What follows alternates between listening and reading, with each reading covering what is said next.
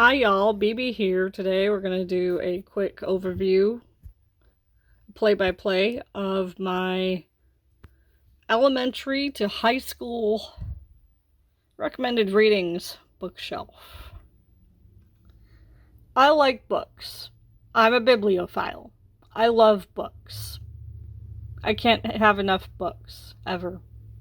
But apparently a lot of my books got lost in the move, or storage, or not storage. Maybe I donated some. Oh well. Books can be found again over time and accumulated, so it's not too big of a deal. So, recommended readings. My recommended readings for elementary, middle schoolers, and high schoolers. Here we go. We have I Can Read Books, level 4s and level 3s. And then some level 5s, because I like them. They're good short reads for a few minutes. No biggie. We have an old school book from the 1930s in here. A Nancy Drew early reader. Some of these eerie elementary mystery books. Aesop's Fables. An Apple paperback from the 80s. A 1950s mystery book. Mr. Hopper's Penguins. 2 Goosebumps. Scorpions. I've talked about that before, but I recommend that for like 4th grade, 5th grade, 6th grade. Not high school.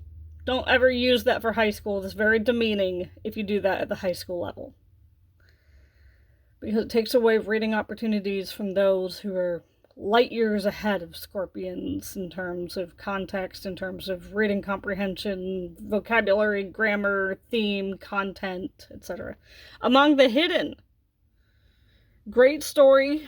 It's the first one in the Shadow Children series, and I'd say they are all very much 5th grade to 8th grade level, just depending on the reader.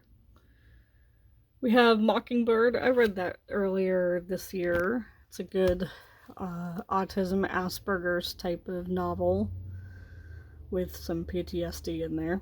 We've got a Cam Jansen. That's early elementary, but this one is a little harder than early elementary, so yeah, I'd say 4th grade-ish.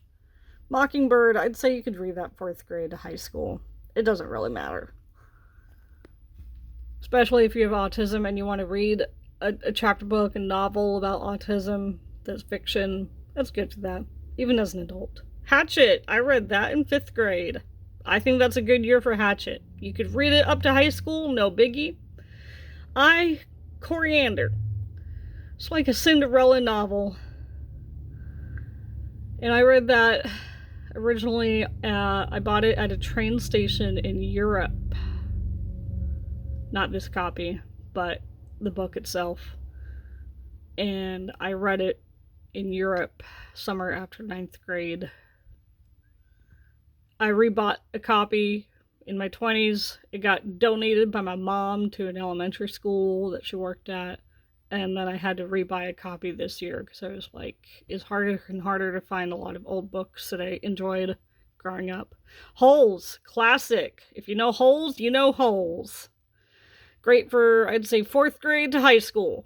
It's timeless, it's ageless, it's great. Watch a movie afterwards. Fiction, and then Tuck Everlasting. 5th grade I read it, and 5th grade is the right year to read it.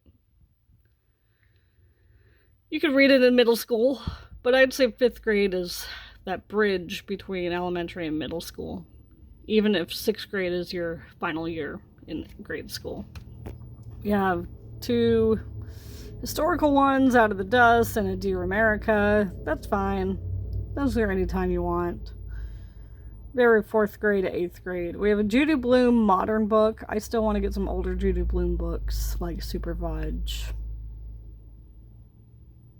We got some short stories right there. We got Tales of the Beetle the Bard from the Harry Potter series.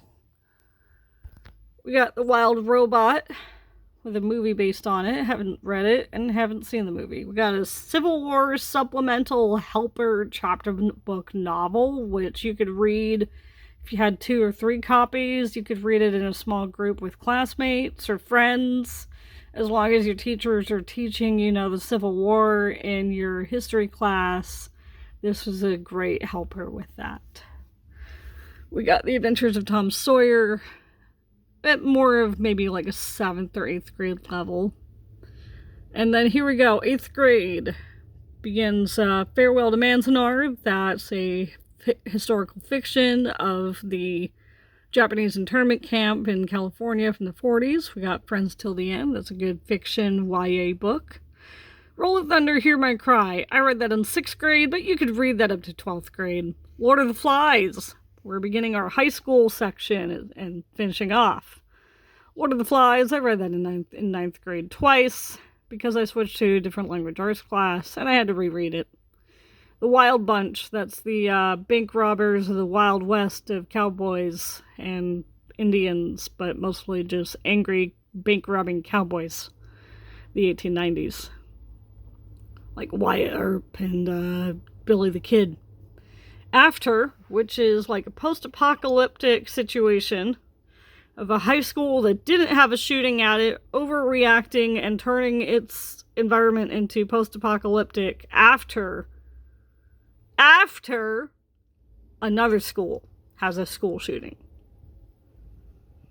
Moby Dick, classic. Then we have our 2 Holocaust books. Forgotten Fire, which was the Armenian Holocaust. Yes, it happened. Stop denying that it happened. And The Book Thief, which we all know has a movie that was kind of a flop. Then we have Boys in the Boat, that's fiction or non-fiction. I picked up that one out of a little library box on the sidewalk. And then we have fictionalized accounts of non-fiction. There Are No Children Here, gang life in the 80s in Chicago for the youth, because they didn't act like children. They didn't want to be children. They were children acting like scary adults with guns and violence of an Angel City, which is a misnomer, but it was about indentured servitude work labor camps in Florida in the 1970s. Very frightening story. Has a movie. Don't watch a movie until after you've read the book. Same with There Are No Children Here. And every other book here that has a movie that goes with it, save the movie for after the book. I do like getting a lot of great literature books that do have movies based on them. That's fun. Okay. Thanks for coming here, and please subscribe if you made it this far, because I always have more little tidbits or random videos. I like random videos. Bye-bye.